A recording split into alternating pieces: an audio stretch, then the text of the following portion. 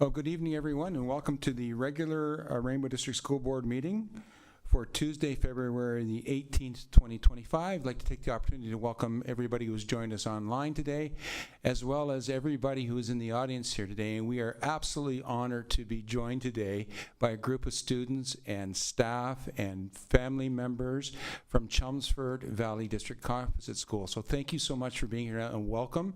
And we're looking forward to your presentation a little bit later on, but we have a bit of business that we have to get through first. So thank you and hope you enjoy, and we really are pleased to see you here tonight. So we'll start off tonight's meeting with our land acknowledgement, and the Rainbow District School Board would like to acknowledge that we are on the traditional and ancestral territory of the Anishinaabeg, including Atikameksheng, Anishinaabeg, and the Wahnapitae Nations. We would like to acknowledge that we are situated within the Robinson-Huron Treaty of 1850, and we want to recognize the inherent rights of the Anishinaabeg that maintain these lands from time immemorial. And we'll start tonight's meeting with a roll call of trustees that are present. Director. Trustee Dabowski. Trustee Farrell. Present. Trustee Gibson. Trustee Cosmerly. Present. Trustee Dewar. Present. Trustee Hunda. Present. Trustee Corbier-Addison. Present. Trustee Clement. Present. Student Trustee Nuchtai. Student Trustee Wilson-Ziegel. Present. Thank you, Director. First order of business tonight is the approval of our agenda. We'll need a mover and a seconder that the agenda for the regular meeting of February 18th, 2025 be approved. Moved by Trustee Cosmerly and seconded by Trustee Hunda. All those in favor, please acknowledge the roll call vote by the Director. Trustee Clement. Favor. Trustee Corbier-Addison. In favor. Trustee Dewar. In favor. Trustee Farrell. In favor. Trustee Hunda. In favor. Trustee Cosmerly. In favor. And Student Trustee Wilson-Ziegel. In favor. Motion's carried. Thank you, Director. Next item on our agenda is preliminary declaration of pecuniary interest.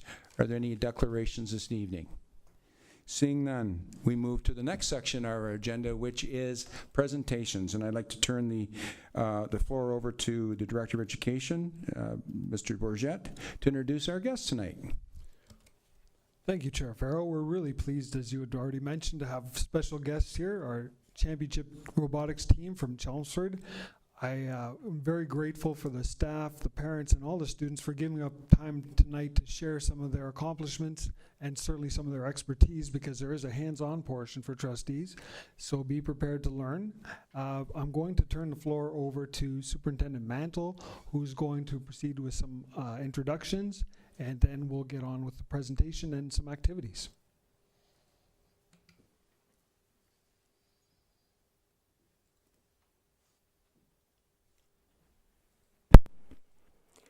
Thank you, Director Bourget and Chair Farrell.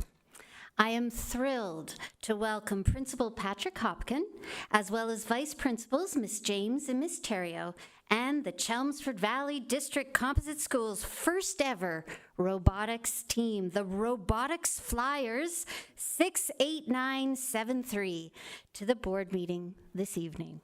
As you may know, they have been capturing headlines as of late.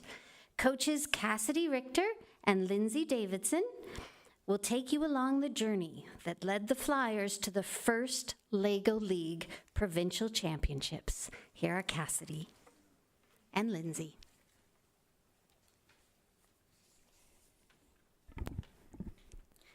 Hello, everyone. My name is Cassidy Richter, and I'm a grade 6-7 teacher at Chelmsford Valley District Composite School. With me is my co-coach Lindsay Davidson, grade 4 teacher at CVDCS. We are extremely grateful to be here today to share our story. We have some team members with us, including Gibson Scott, Hunter Thompson, Dylan Lunham, Anna Charbonneau, Kian Hanuxala, and Landon Massacott. Harry Patel and Parthavi Patel will also be joining during the demonstrations. As someone who participated in FIRST robotics competitions and with a background in coding, I thought it would be exciting to create a FIRST robotics team at CVDCS. The FIRST robotics program taps into various facets of the curriculum, including math by deepening students' understanding of angles, measurements, data collection and analysis, graphing, spatial awareness, and algebra, literacy by building confidence in oral communication and writing, innovation projects focused on science-related topics, including environment and conservation, and arts with concepts for designing and building a prototype robot. When we began the recruiting process for our team last fall, interest was very high, with over 40 students hoping to join. The 8 students selected demonstrated FIRST Robotics' core values of discovery, innovation, impact, inclusion, teamwork, and fun. Once our team was formed, we got to work right away to prepare for the first regional qualifying tournament that took place in North Bay in December. FIRST competitions engage students in the field of STEM, science, technology, engineering, and mathematics, and inspire youth to experiment and grow their critical thinking, coding, and design skills.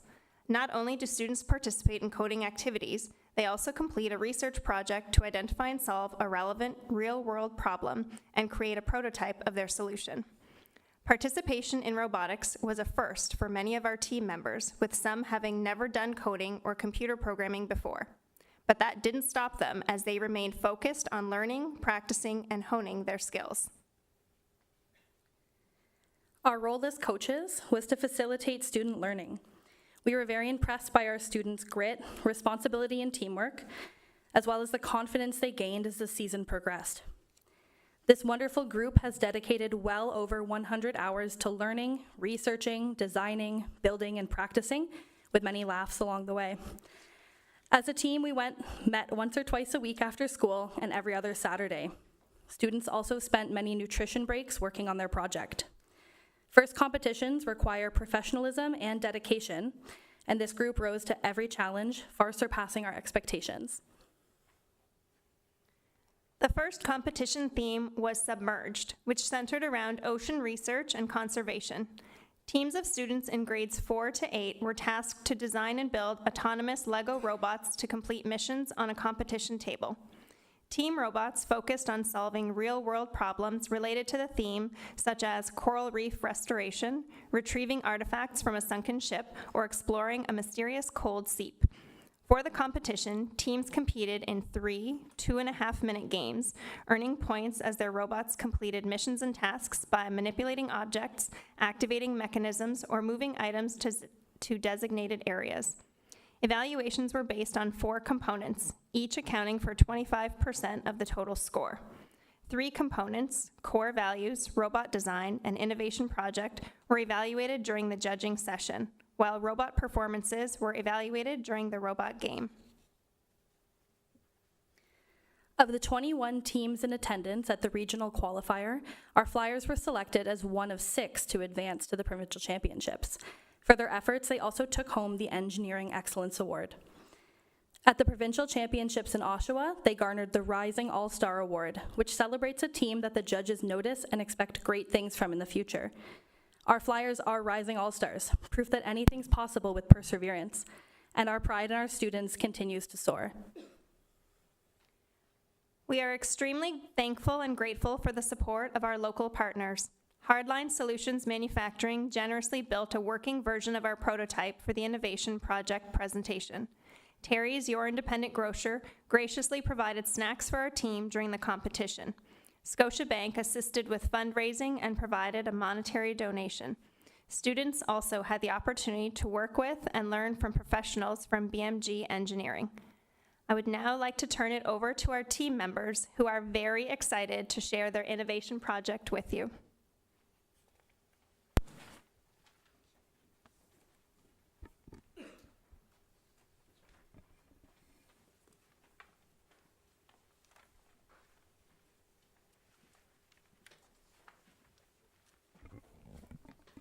Hello everyone, we are the Robotic Flyers from CVDCS. I'm Hunter, and this is Parthavy, Gibson, Dylan, Anna, Kian, Landon, and Harry. We are so honored to be here today to give you a glimpse into what life is like as a CVDCS Robotic Flyer. This is our first year participating in the first LEGO League, and we've had a fantastic time learning, laughing, and growing as a team. Immediately, we bonded as a team over an inside joke, this Lego hairpiece that Gibson thought was a whale tail.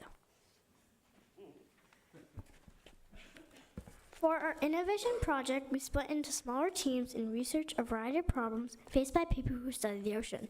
We were shocked to learn about the impact that oil spills have on the ocean ecosystems, and we wanted to help find a solution. That is why we chose oil spills as a problem we wanted to help solve. An oil spill is when oil leaks into the ocean from ships, sewage pipes, or storage facilities. When this happens, it causes significant harm to animals, plants, humans, and the environment. It could also be toxic to animals when ingested, according to the National Library of Medicine. Crude oil impacts the food chain as it bioaccumulates.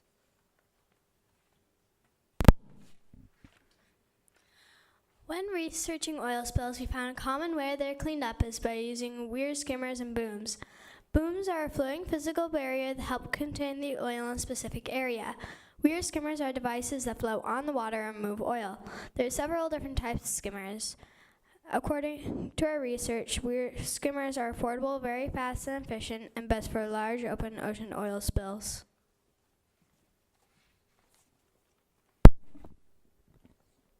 While these skimmers may be efficient in perfect conditions, some challenges include rough waters actually separating the oil from the water and ice and debris. We decided on removing the debris that clogged the skimmers. For this reason, we decided to focus on removing.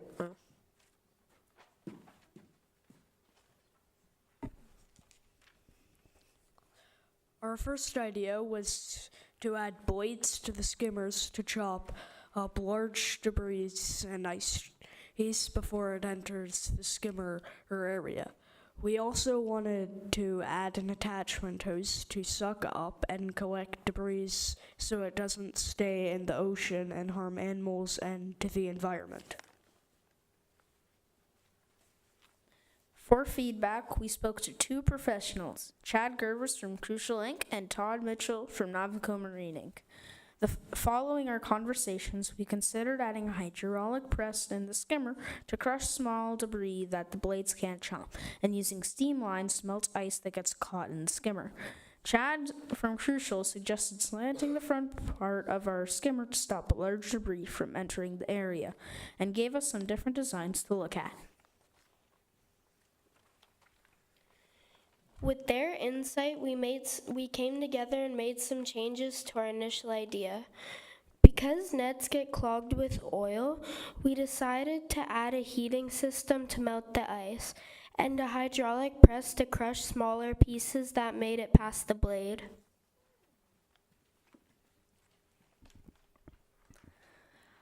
This is a 3D printed that Hardline Solutions made for us.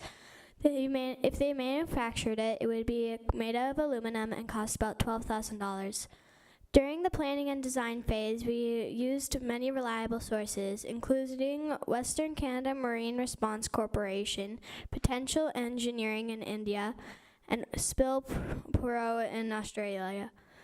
We also looked at environmental protection agencies and oil spill policies from around the world.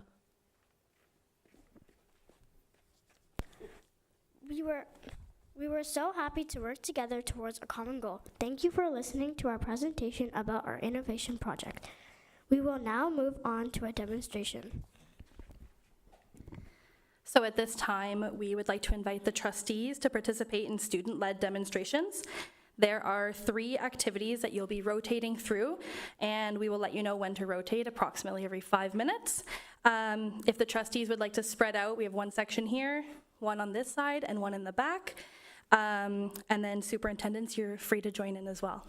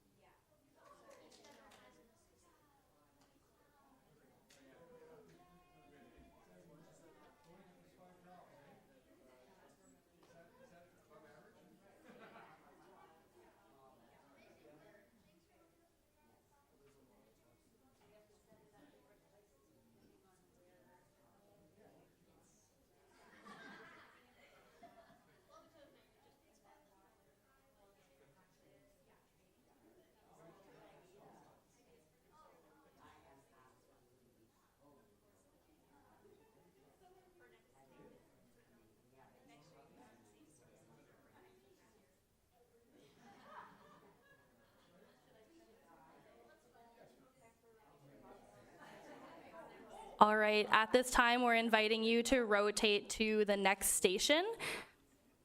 We'll have about 5 minutes there as well.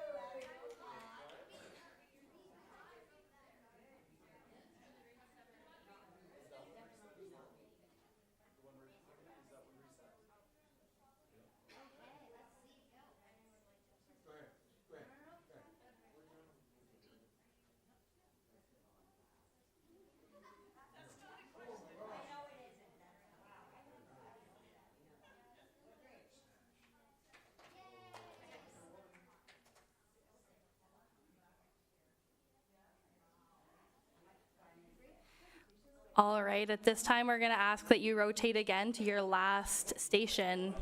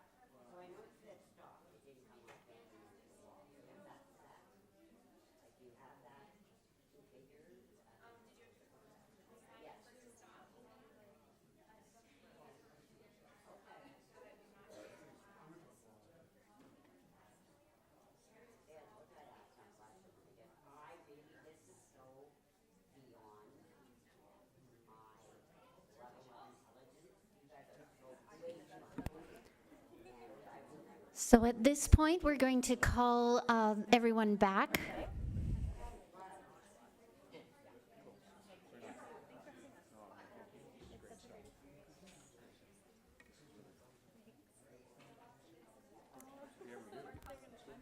And could our students come over here under the rainbow logo?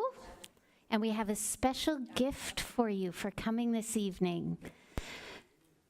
So Chair Farrow, if you can assist me here, we have some Think Trades toques for all of our students and some t-shirts. So thank you. Can everyone join me in thanking them for coming this evening?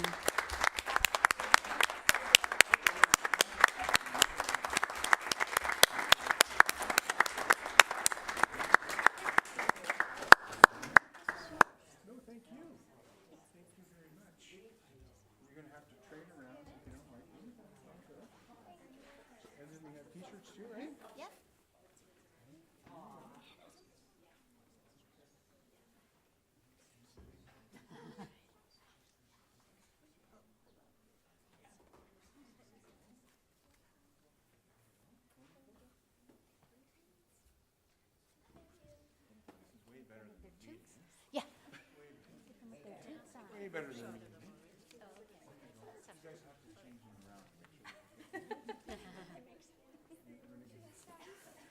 Hey, guys. Tight. Show your shirts. Show your shirts. Nice and tight. Slide in. We scooch in center right one. Right under the apple.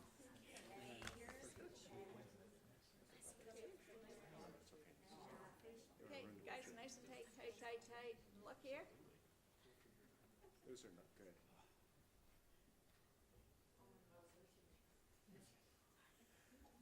Good job. Perfect. Right on.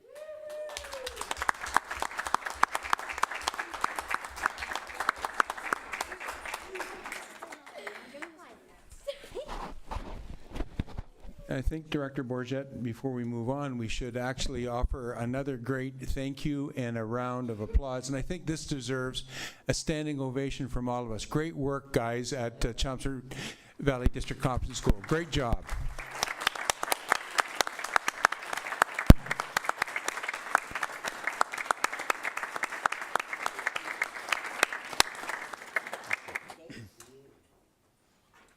Also just wanted to say a huge thank you to all the parents for getting them here tonight and supporting all the great work that's happening at your school. Thank you so much to Lindsay and Cassidy for all the work that you're putting into the program at Chelmsford. And huge thank you, Mr. Hopkins, for all the great leadership that you're showing at Chelmsford. So we really appreciate it. Thank you for coming.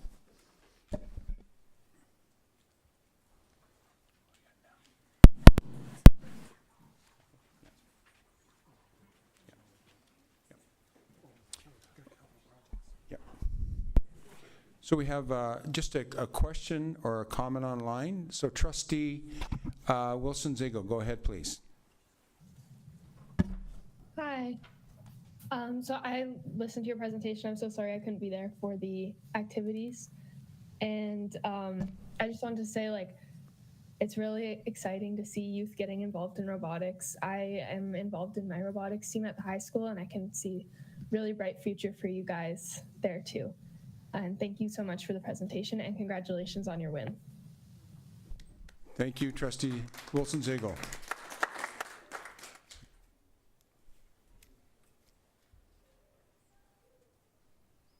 Isn't that great? It's awesome. Awesome.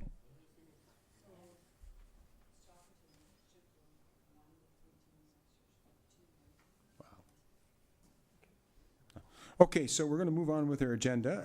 Our next part of presentations, we have a capital project update by Superintendent Adam Gilbo. So Superintendent Gilbo, go ahead, please. Thank you, Chair Farrell. Good evening. Tonight, I am pleased to share with you some details on the planned capital projects we have for this current school year, extending through this upcoming summer. This process begins at the start of the year based on work completed in the previous year, various assessments of facilities, budget input suggestions, and administrative requests. We have visited every school to make sure we get feedback and input about each facility. When selecting projects, our primary considerations include student and staff safety, accommodation and accessibility, as well as the assessments driven by the ministry's asset management system, which also drives our funding. This includes structural work that helps keep our facilities in good working condition for years to come. What I'm about to share with you includes planned and scheduled projects, as well as some that are either in progress or already completed. All told, we are looking at approximately 39 projects across 34 of our facilities. This is in addition to the daily maintenance and repair work undertaken by our facilities and maintenance staff throughout the year at all of our schools. The current committed budget is approximately $23.1 million, which leaves us room for scope and budget changes and unexpected or emergency requirements. We also have the ability to add onto existing projects if budget and resources allow. I will add that unfortunately, we were not successful in our 2 capital priority submissions from back in the fall. We did receive feedback that we will utilize for the 25-26 submissions, and we intend to submit the same 2 projects and 1 additional one. Otherwise, a breakdown of the funding provided for this year is outlined on this slide, which includes any carry forwards for projects that weren't completed as of August 31st, 2024.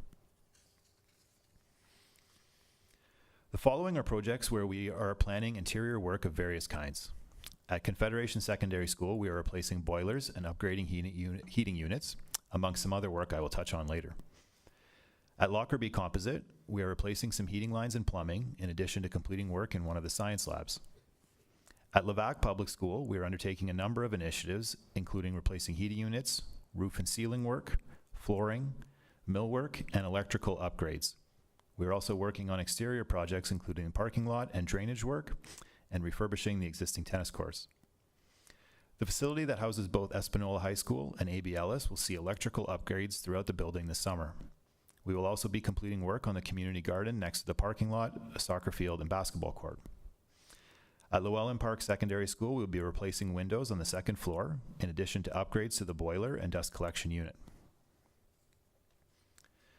At Manette Public School, we will be undergoing roofing work and the installation of an elevator to address accessibility limitations. In addition, exterior work will continue from the fall as we create additional parking space in front of the school. At Asiganac Public School, we will be converting the current electric heating system to propane throughout the building and creating an accessible entrance where the main office is located. At Larchwood Public School, we will be completing work on renovations to the washrooms near the entrance, as well as some millwork at the main office. Westmount Public School will see installation of new heating units and ventilators, in addition to some other accommodation work I'll outline in a moment. RLBD Public School will become the latest school that we will see the installation of a lockdown system to be completed over the summer. Looking at some of the major exterior work we are planning, I will start by highlighting Lively District Secondary School, which will see a repaving of the parking lot and masonry work around the exterior of the building. This will also include work at various entrance vestibules. At Coppercliff Public School, we will be doing work on the roof, yard, and parking area. This will include the delivery of a new precast shed and the installation of new windows throughout the building. At Chelmsford Valley District Composite School, we continue to work on a design to address drainage on the yard closest to Cote Street to make it more accessible in the spring. Northeastern Elementary will have work done on the retaining wall near the back parking lot, as well as some interior work I will touch on shortly. At Walden Public School, we will be replacing damaged solar panels on the side of the building and tending to the medicine wheel near the bus lay-by that has cracked and shifted over the years. At Churchill Public School, we will be replacing an aging modular unit with a new one that will be placed closer to the other units we've installed recently, so that there is one fluid hallway connecting them all. At CC McLean, structural and masonry work will continue on the exterior walls of the rear side of the building, and we will look to address some interior work at the same time this summer. Finally, at S. Geiger Public School, we'll be installing a fence around the perimeter of the yard behind the school for safety purposes, as well as some other yard upgrades.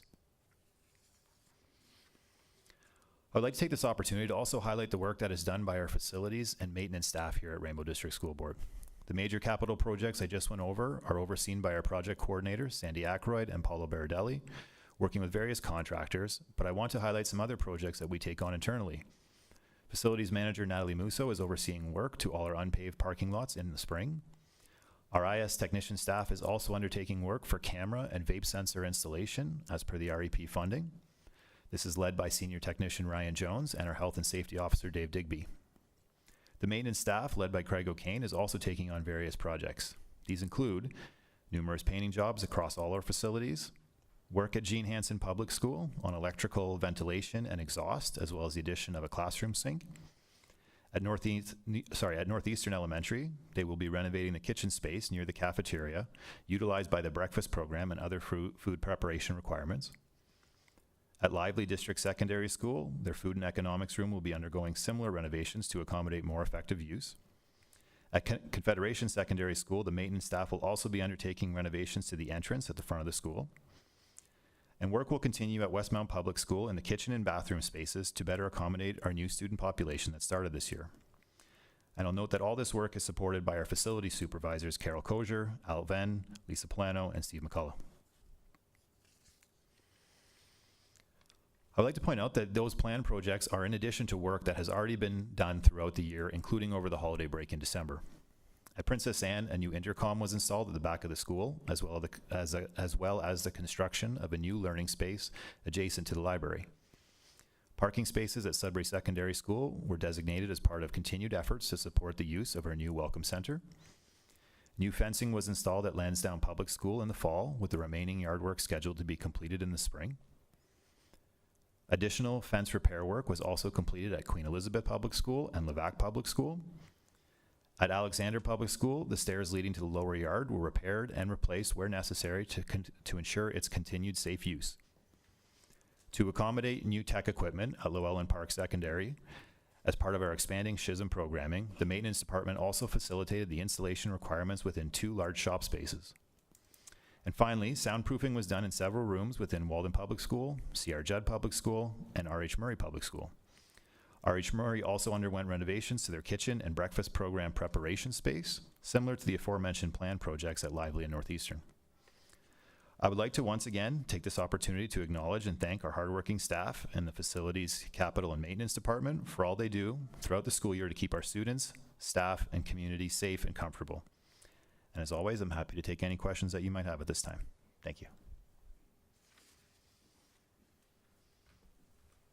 Thank you, Superintendent Gilbo. Any questions on the report?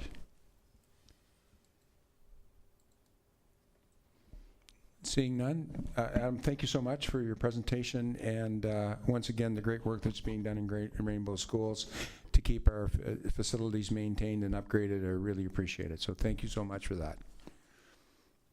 So no other further comments on that. So we'll move on to the next section of our agenda. Is reports from closed meeting of the board. There's no report for tonight's meeting.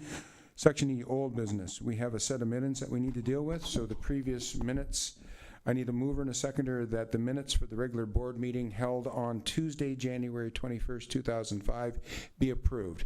And that's moved by Trustee Hunda. And I'm looking online for a seconder.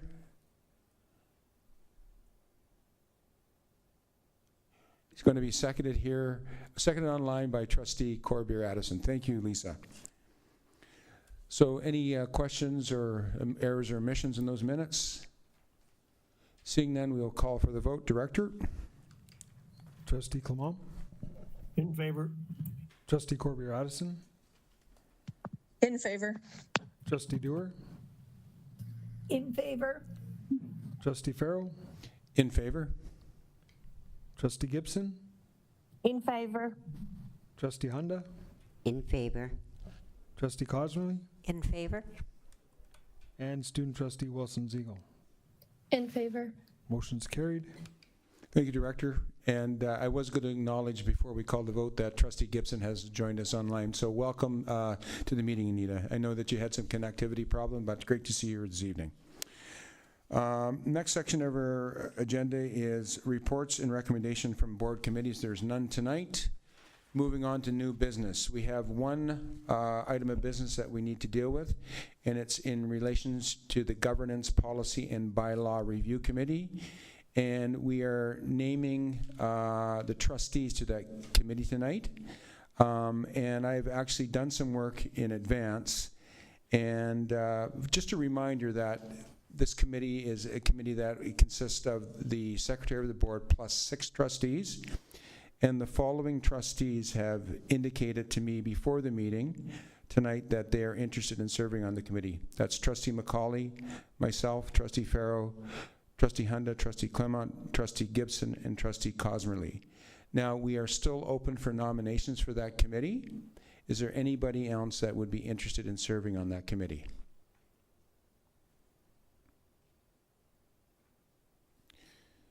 Seeing none, I'll ask one more time. Okay, seeing none, we have the correct number of trustees for the committee. So what I would do is I'd need a mover and a seconder that Trustee Macaulay, Farrow, Hunda, Clement, Gibson, and Cosmerly be named the members of the Governance, Policy, and Bylaw Review Committee. I need a mover for that. That's moved by Trustee Hunda and seconded by Trustee Gibson. Any further questions? Trustee Dewar, I see that you raised your hand. Do you have a question, or was that just seconding? I was there for seconding. Thank you very much, Trustee Dewar. So no further questions? Or questions or comments on the motion? We will call the motion. Go ahead, Director. Trustee Clement. In favor. Trustee Corbier-Addison. In favor. Trustee Dewar. In favor. Trustee Farrow. In favor. Trustee Hunda. In favor. Trustee Gibson. In favor. Trustee Cosmerly. In favor. And Student Trustee Wilson-Ziegel. In favor. Motion is carried. Thank you, Director. And we will get back to the trustee soon, formulating our first, in consultation with the Director, our first date for the meeting of that committee.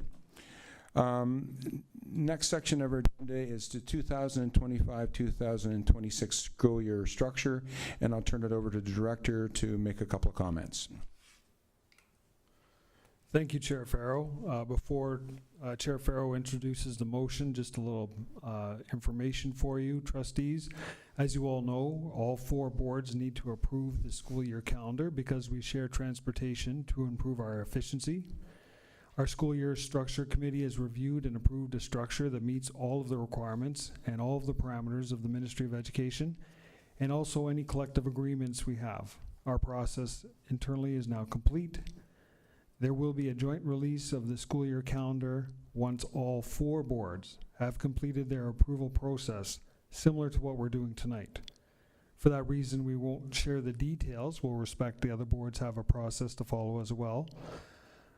I can share with you that we, once again, meet all the ministry requirements in terms of the number of instructional days, the number of examination days, and professional activity days. And the calendar is similar in many ways to what we have approved in the past. So with that, I'll leave it to the chair to put the motion forward and ask for your support to approve the school year structure for the 2025-26 school year. Thank you, Director. So we'll need a mover and a seconder for the following motion, that the board approve the 2025-2026 school year structure for elementary and secondary school. So that's moved by Trustee Clement online and seconded by Trustee Cosmerly. Okay, we'll call the vote. Trustee Clement? In favor. Trustee Corbier-Addison? In favor. Trustee Dewar? Sorry, in favor.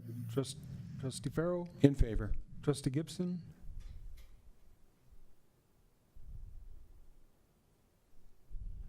Trustee Hunda? In favor. Trustee Cosmerly? In favor. Student Trustee Wilson-Ziegel? In favor. And we'll try one more time for Trustee Gibson. Okay, might have technical difficulties. The motion is carried. Thank you very much, Director. Notice of absence tonight, we have Trustee Macaulay, Trustee Dubowski, and Trustee Nuzitai are absent from tonight's meeting. Moving on to our next section, Director's remarks. Director Bourget, go ahead, please. Thank you, Chair Farrow. I'll start with our hope that all students and staff had a wonderful Family Day long weekend. As you know, Rainbow District School Board experienced a cyber incident on Friday, February 7th, 2025. We have provided regular updates to staff, parents, guardians, and members of the media as information becomes available.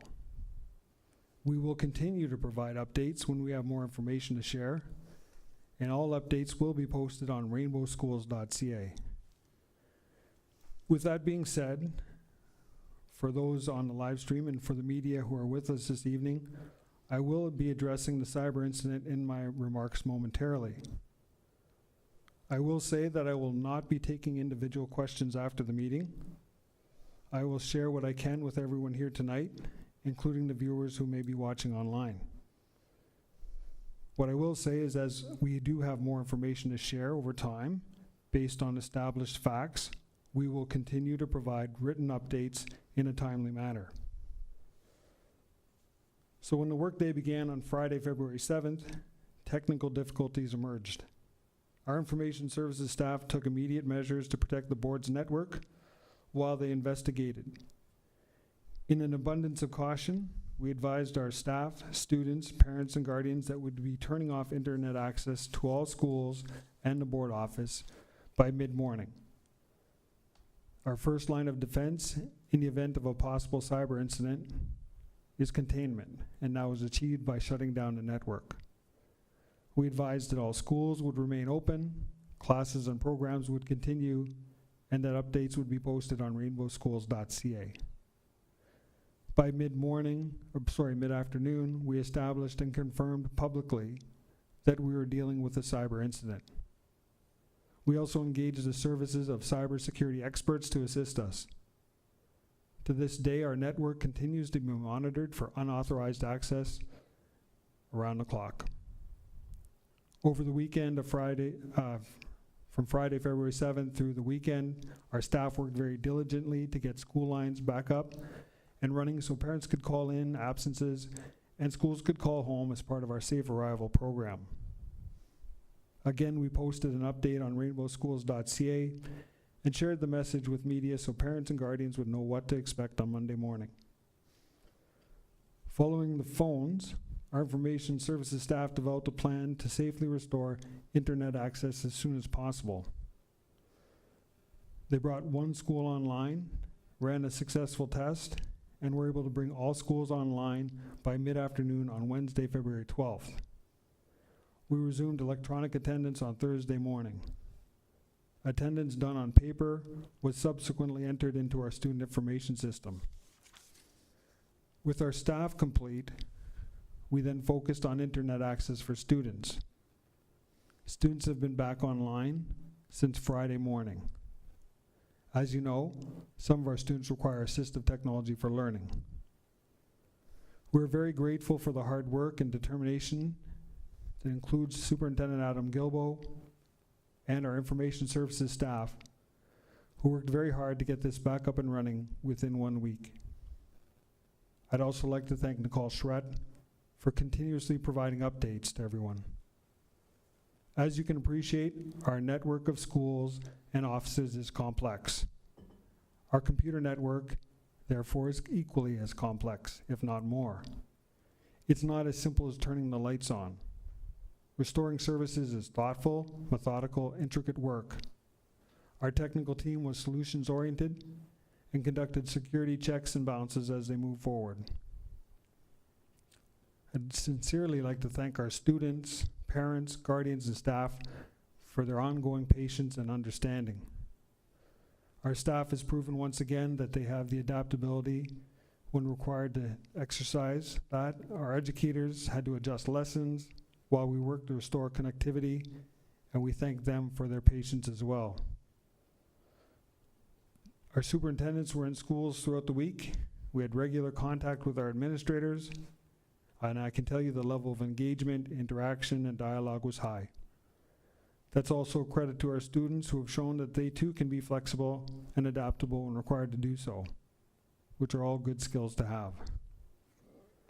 All of this work was occurring as we held many conversations with third-party cyber security experts to assess the impact. Assessing the impact includes determining whether any sensitive data may be compromised. This analysis does take time, and it is progressing well. And I can share with you, we will certainly share more information with our staff, students, parents, guardians, the media, and our community in the coming days. We thank you for your patience as we work through that. As you know, organizations are becoming victims of cyber incidents more and more often. It's quite prevalent. I'm grateful that we've been able to resume operations as quickly as possible. We will continue to provide updates when we have more information to share. Updates will be shared with staff, students, parents and guardians, and the media, and be posted on rainbowschools.ca.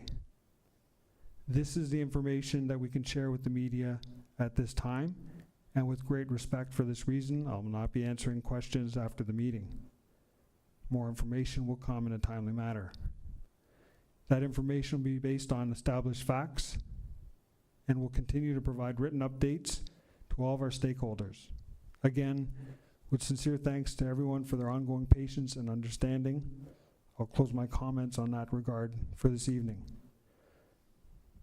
With regard to some other matters, predicted enrollment. Trustees, elementary school enrollment predictions are due the week before the March break. Secondary school predictions are due the week after March break. These predictions, as you know, inform our staffing levels for the next school year. More information regarding enrollment predictions and staffing will come to you later this spring. With regard to board awards, Rainbow District School Board will pay tribute to its dedicated employees and community partners with the presentation of board awards on Tuesday, May 20th. The ceremony will begin at 6:30 p.m. in the Sheridan Auditorium at Sudbury Secondary School. Awards for outstanding contribution to the co-curricular program, community partnership awards, the Go Green Globe Awards, awards for excellence, the Barbara Kanarick Memorial Award, and the William N. Roman Teacher of the Year Award will be presented. Employees with 25 and 35 years of service will also be recognized. The board's retirement dinner will take place on Tuesday, June 3rd. Please mark your calendars.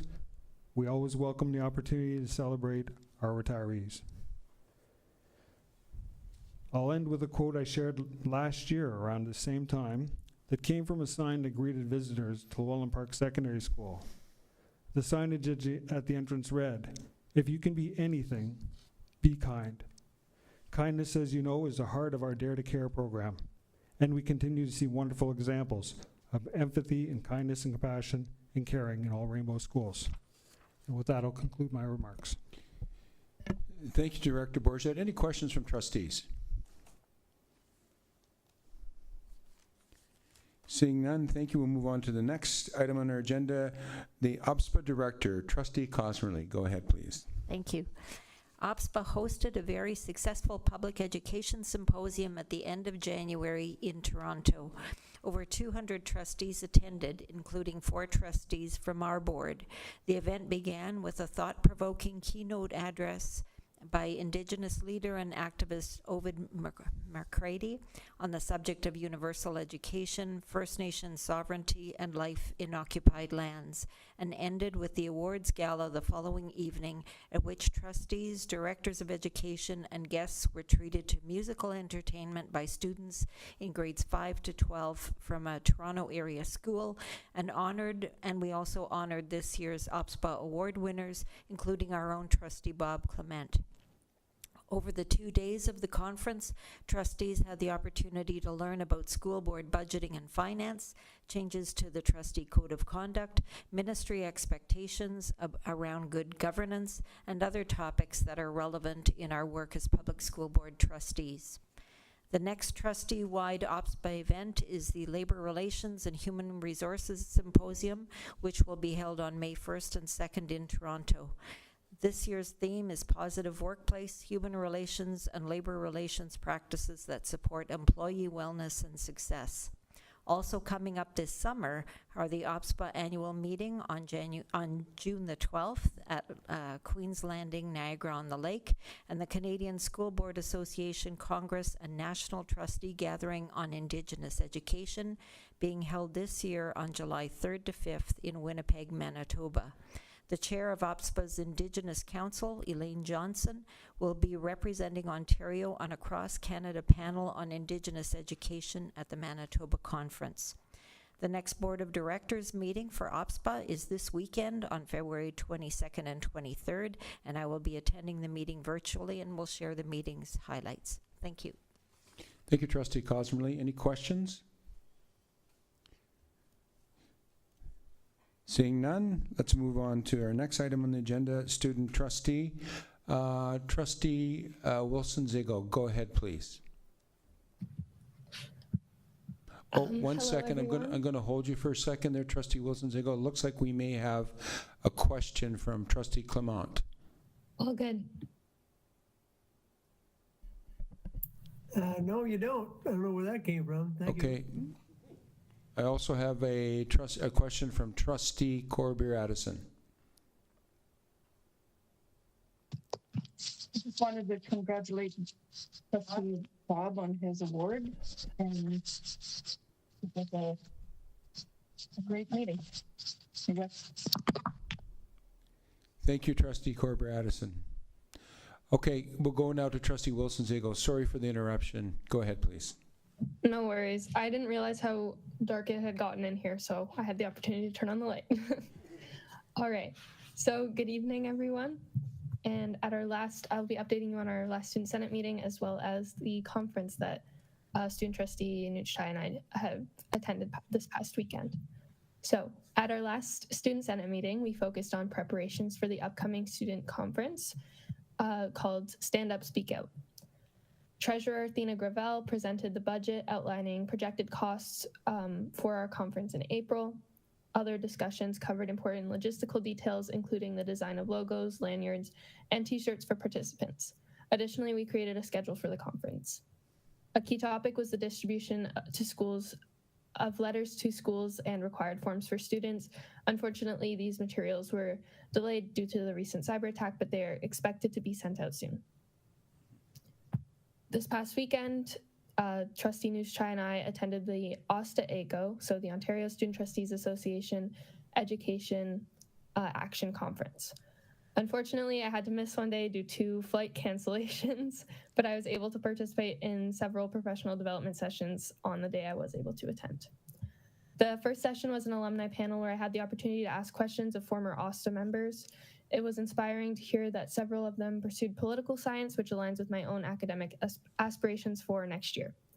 The insights on leadership and advocacy were incredibly valuable, and I got to hear of different jobs that I might not necessarily have knew of before. Next step, AI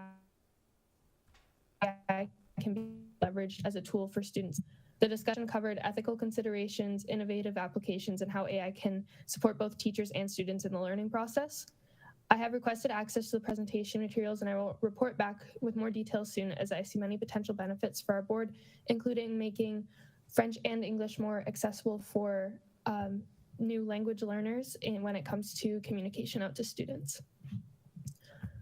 I also had the opportunity to attend a presentation that Student Trustee Nuch Chai and the Chair of Catholic Trustees was presenting. They did an excellent job talking about how you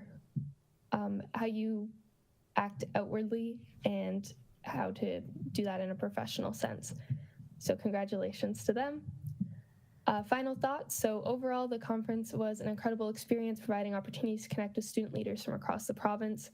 And despite my travel challenges, I'm excited to apply what I've learned and continue to advocate for the student needs in our community. Thank you for your time, and I look forward to updating you further in our meeting.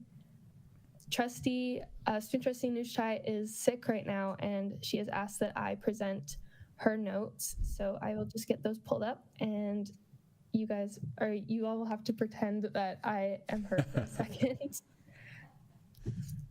So, good afternoon, everyone. February surely has been an exciting month so far for Trustee Wilson-Ziegel and I. From Senate meetings to conferences, we surely have been busy. This past weekend was OSTA's Education Action Conference taking place in Ottawa. Over the 4-day-long conference, student trustees all across Ontario had the opportunity to listen to keynote speakers, participate in professional development workshops, and form impactful relationships with their peers. Some highlights of the conference included a keynote for a board favorite, Emma Morrison, who had spoken at last year's Stand Up Speak Out conference, over 3 different opportunities for student trustees to meet their respective advocacy interest groups, and 2 sessions for Indigenous student trustees to meet with the Indigenous Student Trustees Council. Overall, this was an amazing conference, and I am grateful to be a part of such an amazing organization. As to the Student Senate, senators will be continuing with our year project of writing days of significant letters to go out to each Rainbow Schools, and we are moving forward with keynote planning and graphic design initiatives. I wish I was there with you all this afternoon, but I am sick, so I wish you all the best, and I will see you next time. Thank you so much for listening. Thank you, Trustee Wilson-Ziegel. Does anybody have any questions for the student trustees? Go ahead, Trustee Hunda. Thank you, Chair Farrell. As usual, not a question, mostly a comment. I pass this on to you.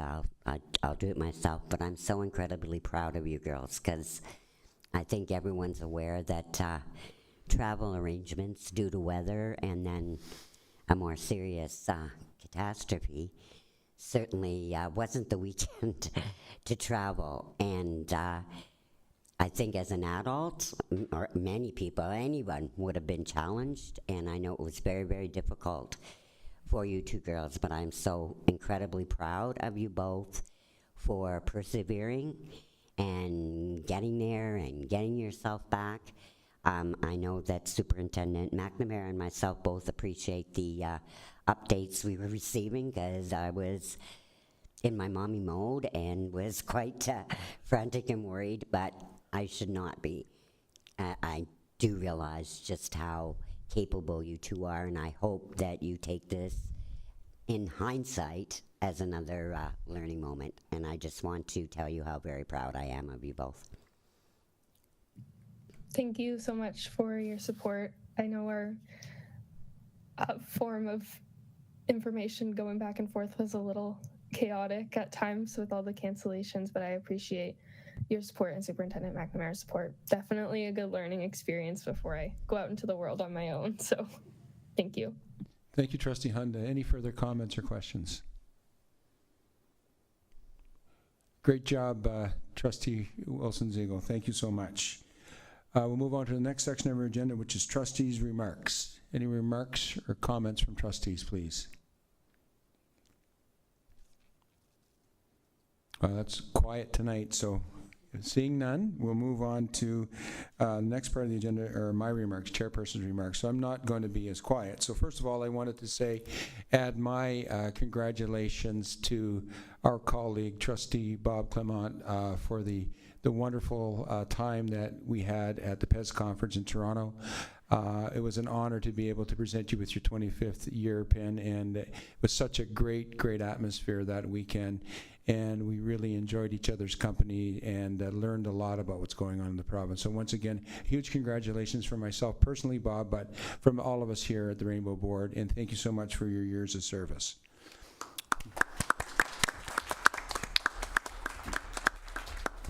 Second thing I'd like to share tonight is that I'm in possession of an email that I received from Dr. Dale and Holly Scott from Minnemoya, Ontario. And this is a really good news email. And it came to me on Sunday, and it says, "Dear Mr. Farrell, please convey our thanks to the staff of Manitoulin Secondary School who worked with the students involved in the high school musical Mamma Mia. Preparing a musical is a huge effort that involves many hours of dedicated time in order to achieve a successful presentation. Mamma Mia was truly an excellent option." It also goes on to state that I cannot emphasize how fortunate we were that there are exceptional teachers and staff at Manitoulin Secondary School who started with just an idea and managed the hundreds of hours of work needed to bring it to the performance level. So I wanted to share that with trustees as a whole. I've also responded to this email to the principal of Manitoulin Secondary School, as well as the staff that were named involved, and thank them very much on behalf of the Board of Directors for the great work that happened at Manitoulin Secondary. These are really good news stories, and you and I know as trustees we don't always get these wonderful positive emails, so I'd like to share them when they come to us. Secondly, I guess further in my remarks, just want to make sure that I wanted to hope that everybody had an enjoyable family day yesterday.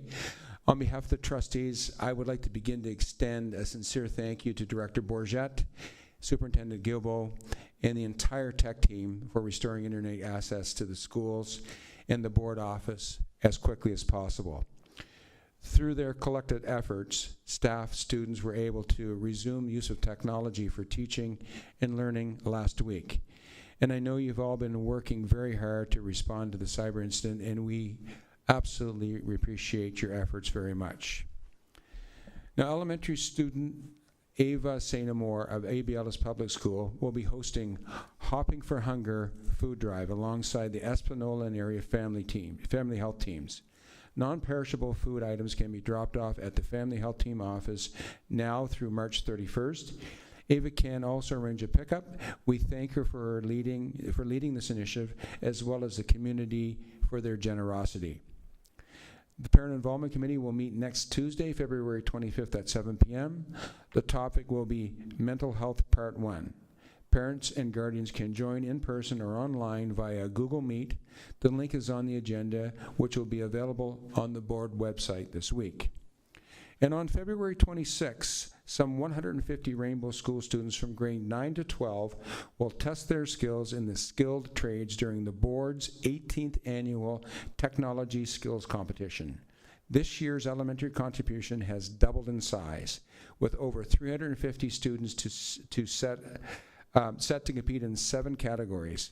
Competition will take place at Cambrian College and the Carpenter Union Training Hall in Azilda, and we want to wish all students best of luck.